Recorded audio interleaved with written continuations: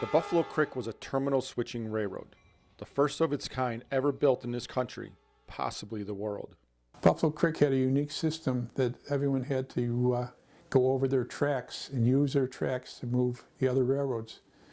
And every time they would go over their tracks, the Buffalo Creek would get $1 for every loaded car and 50 cents for every empty.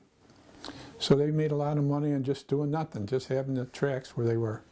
Founded in 1869 and operated entirely within the city limits of Buffalo, New York. It ran over a distance of only 5.6 miles, with its tracks totaling only 34.2 miles.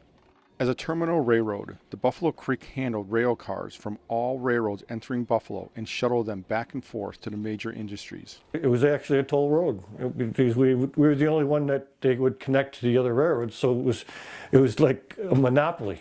You know, they had to pay us to go to another railroad, and that's the only way I could get to the other railroad was going over our railroad, so we would charge them for trackage rights. Every railroad had to pay $1 a load and 50 cents on empty to cross the Buffalo Creek lines at River Bridge. Every railroad.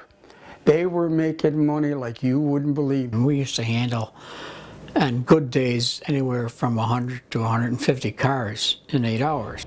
They quoted today that it was the richest railroad in the world per mile, you know, because we had so much industry.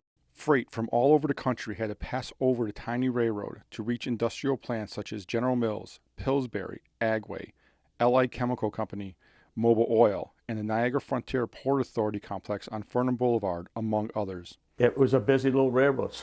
You had 7, 8 engines a shift, three shifts, 7 days a week.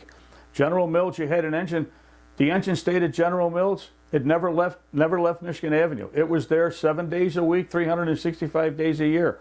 The Buffalo Creek had no freight houses because it delivered directly to the plants. It had no car shops or passenger stations. We had a lot of box cars, and we just shipped them out, and they kept on going out and making us money, and then coming back and get filled up again and shipped out again.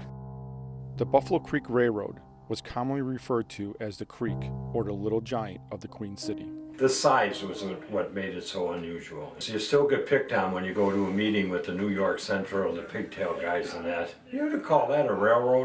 In 1948, their 9 steam engines were retired and the railroad went fully dieselized with the purchase of Elko Switcher number 43. The first diesel engine they had, the Buffalo Creek had, was a 43.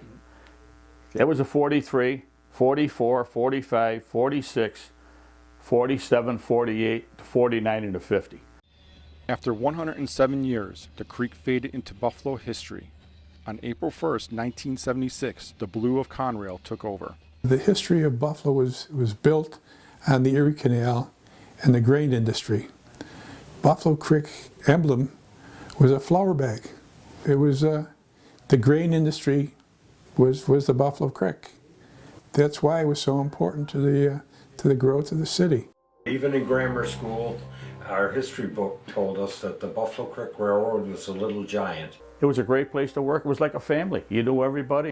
You took pride in your work. Camaraderie was fantastic there. Like you hear some of these stories. I mean, one guy had a problem, somebody would help him. There was a lot of things that the Buffalo Creek had an impact on.